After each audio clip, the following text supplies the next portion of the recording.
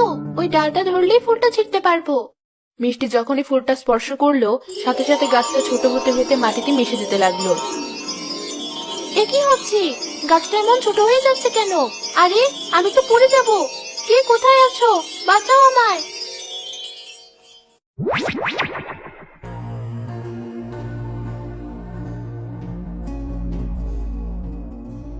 এ আমি কোথায় চলে এসেছি? আর ওই গাছটা কোথায় গেল? ভয় পেও না কন্যা, তুমি এখন পাতালপুরীতে আছো। আর যে গাছটার কথা তুমি ভাবছো সেটা কোনো সাধারণ গাছ না, সেটা এক মায়াবী গাছ। আশ্চর্য, কে তুমি? আর তুমি কি করে জানলে সেই গাছের কথা? তাহলে কি তুমিও ওই গাছের কারণে এখানে এসেছো? না কন্যা, আমি এখানেই থাকি, এটাই আমার রাজ্য। রাজ্য? এর মানে তুমি রাজ্যের রাজা? আমি এই রাজ্যের একমাত্র রাজপুত্র। কিন্তু আমি এখানে কেন আসলাম? সেটা জানতে হলে তোমাকে আমাদের রাজ্যটা ঘুরে দেখতে হবে। চলো আমার সাথে।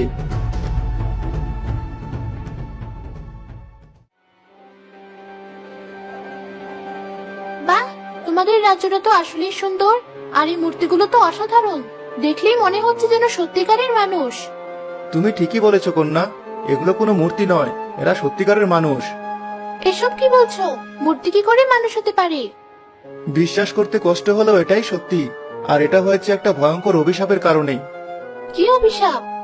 চলো আমার সাথে, তোমাকে একজনের সাথে পরিচয় করিয়ে দিই।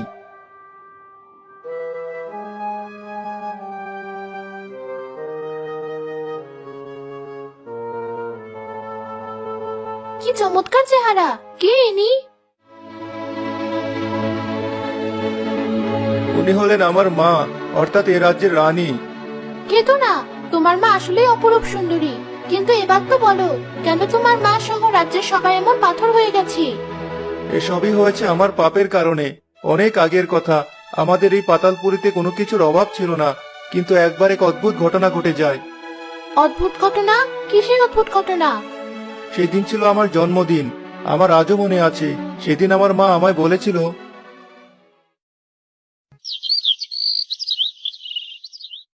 অপূর্ব, এসো আমার কাছে। এই তো মা, আমি এসেছি। বলুন, আমায় কি করতে হবে? দাসী, জি রানীমা। এই বস্ত্রগুলো নিয়ে যাও। আর অপূর্ব, তুমিও যাও দাসীর সাথে। আজ তোমার জন্মদিন, তাই আমি চাই রাজ্যের গরিব দুঃখীদের মধ্যে তুমি এগুলো বিলিয়ে দাও। কিন্তু মা, আমার তো এসব ভালো লাগে না। এভাবে বলো না বাবা, গরিবদের মাঝে দান করলে তারা তোমার জন্য দোয়া করবে। তাই দেরি না করে এক্ষুনি যাও, তোমার বাবাও এটাই চায়। বেশ, আপনি যা বলবেন তাই হবে।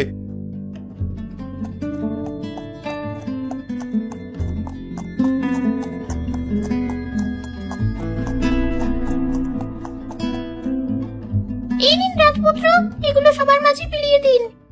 না, আমি এসব পারবো না। মা যতই বলুক, ওই নোংরা মানুষগুলোর মধ্যে আমি যেতে পারবো না। যাদের গায়ে সারাক্ষণ ঘামের গন্ধ, যারা ভালো পোশাক পরে না, তাদের মাঝে আমি যাব না। তার চেয়ে বরং এগুলো তুমিই দিয়ে এসো। কিন্তু রাজপুত্র, এতে তো রানীমা অসন্তুষ্ট হবে।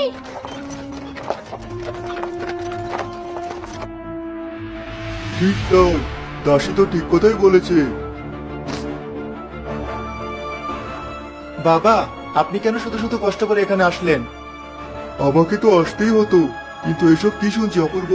যে গরিবদের কারণে আজ আমরা রাজা রানী, এমনকি তুমি রাজপুত্রের আসনে বসে আছো, তাদেরকে আজ তুমি ঘৃণা করছো? এটা ঠিক না। কিন্তু বাবা, কোনো কিন্তু নয়, চলো আমার সাথে। রাজার কথায় রাজপুত্র কিছু বলতে না পেরে তার সাথে চলে গেল। এরপর এক এক করে সব গরিবের হাতে পোশাক তুলে দিল।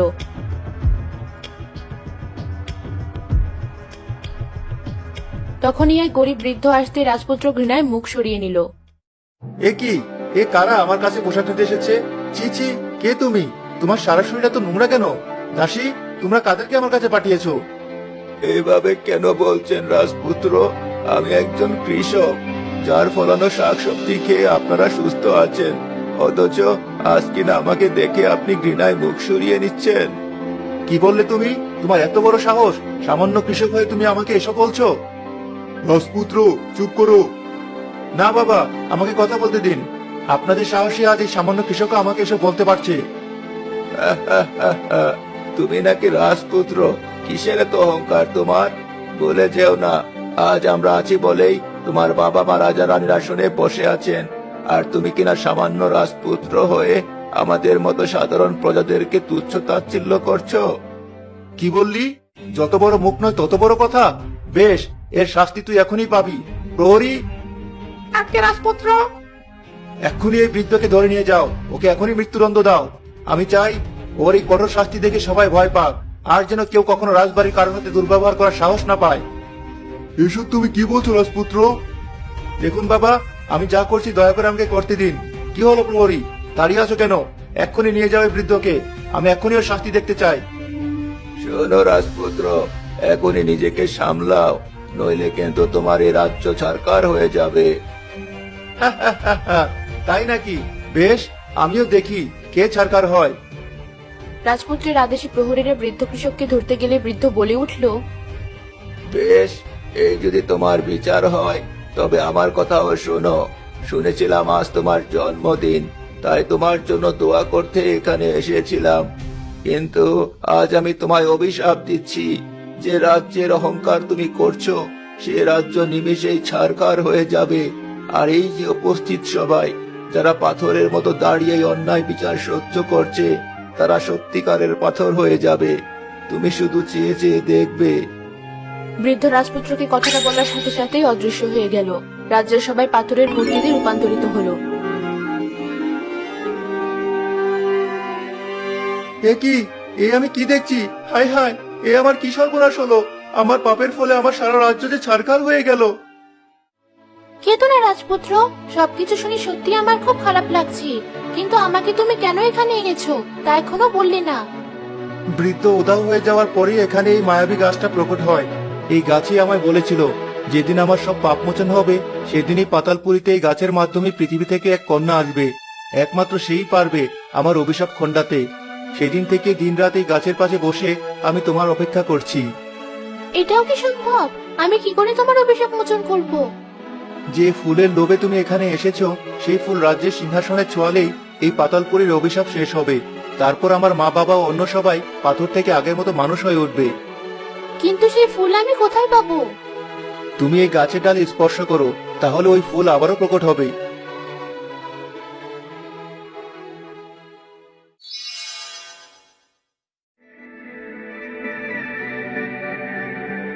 এই তো সেই ফুল, এবার আমাকে সিংহাসনের কাছে নিয়ে চলো।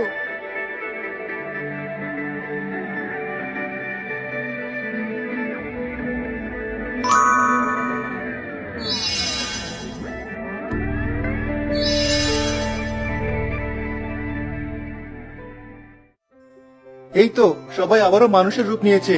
ওই তো আমার মা। অপূর্ব, এসো আমার কাছে। কতদিন পর আবারও মানুষের মতো নিঃশ্বাস নিচ্ছি। আমাকে ক্ষমা করে দিও সবাই।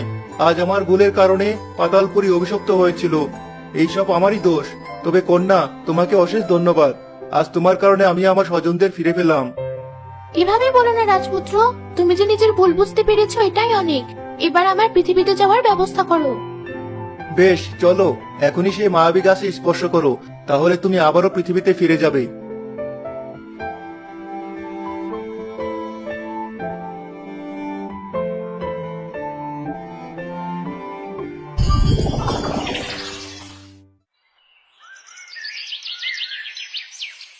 এই তো আমি ফিরে এসেছি। সবকিছু কেমন স্বপ্নের মতো মনে হচ্ছে। কিরে মিষ্টি, এখনো এখানেই আছিস? ওদিকে চাচি তোকে খুঁজে বেড়াচ্ছে। চল বাড়ি ফিরে যাই।